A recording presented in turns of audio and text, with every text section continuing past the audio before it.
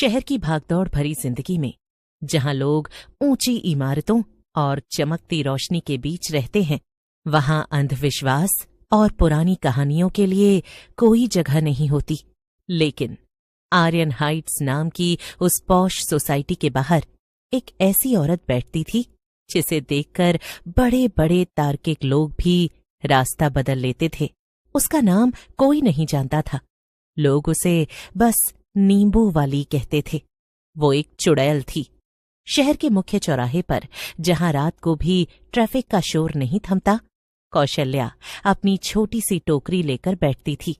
उसकी टोकरी में रखे नींबू इतने पीले थे कि जैसे उनमें जहर भरा हो, और मिर्चें इतनी गहरी हरी कि उन्हें देखकर ही आंखों में जलन होने लगे। एक शाम समीर अपनी नई चमचमाती कार से ऑफिस से लौट रहा था। गेट पर पहुंचते ही उसने देखा कि मीरा कौशल्या से नींबू मिर्च खरीद रही है। मीरा, फिर वही बेकार की बातें। कितनी बार कहा है कि ये सब सिर्फ मन का वहम है। अरे समीर, नजर लग जाती है। देखो ना, जब से गाड़ी ली है कुछ न कुछ छोटा मोटा एक्सीडेंट हो ही रहा है। 5 रुपए में अगर शांति मिलती है तो बुरा क्या है? कौशल्या ने अपना सिर उठाया। साहब, इसे लगा लो। ये नजर नहीं, काल को रोकता है। आज की रात भारी है। अपनी ये डरावनी बातें अपने पास रखो माई। मुझे डराकर पैसे ऐंठने की कोशिश मत करो। कौशल्या वहीं बैठी रही और अपनी डरावनी मुस्कान के साथ बड़बड़ाई। शहर वालों को लगता है कि कंक्रीट की दीवारों में मौत नहीं आती।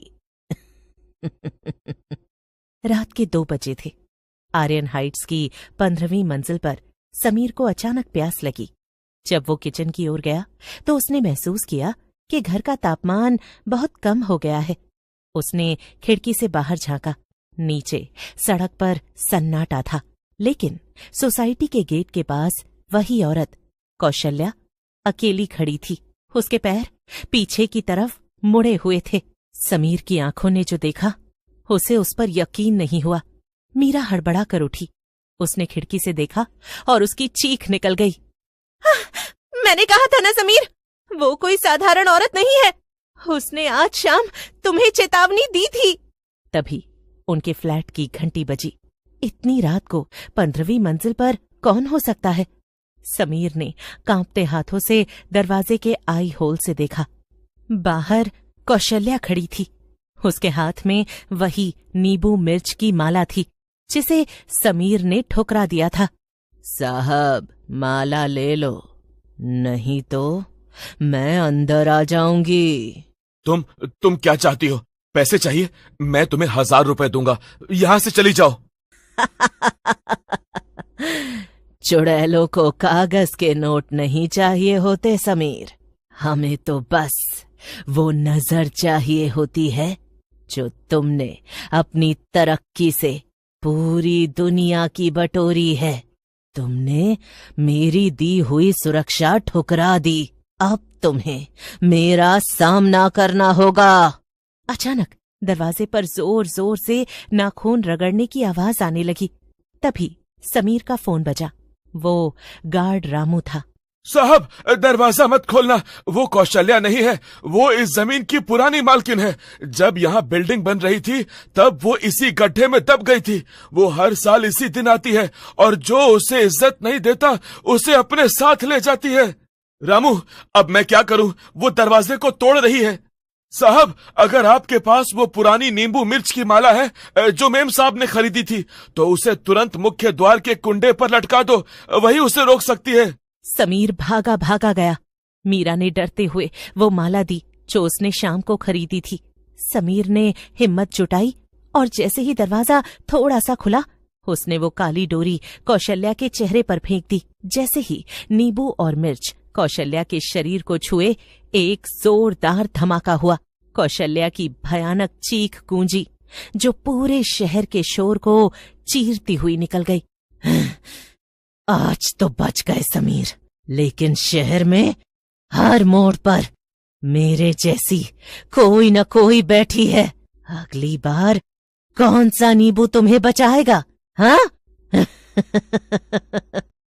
अगली सुबह समीर ने चुपचाप घर के मुख्य द्वार पर सबसे बड़ी नींबू मिर्च की माला लटकाई। अब वो जान चुका था कि इस आधुनिक शहर की चकाचौंध के नीचे कुछ ऐसी शक्तियां भी रहती हैं जिन्हें विज्ञान नहीं समझा सकता। सोसाइटी के बाहर आज भी एक नई औरत टोकरी लेकर बैठी है। क्या वो भी चुड़ैल है?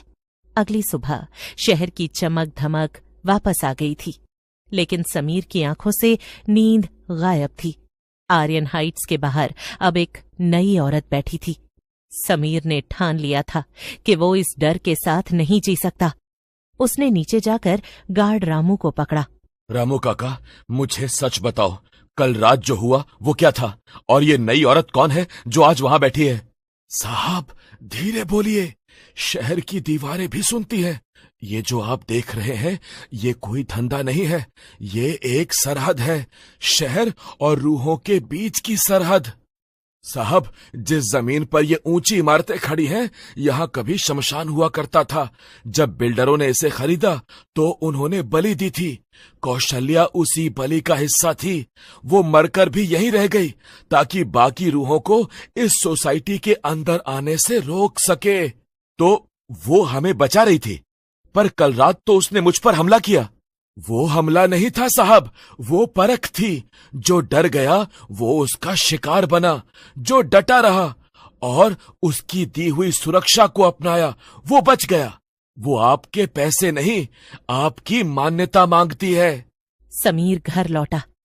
तभी समीर ने देखा कि जो माला उसने अपने दरवाजे पर लटकाई थी वो जोर जोर से हिलने लगी।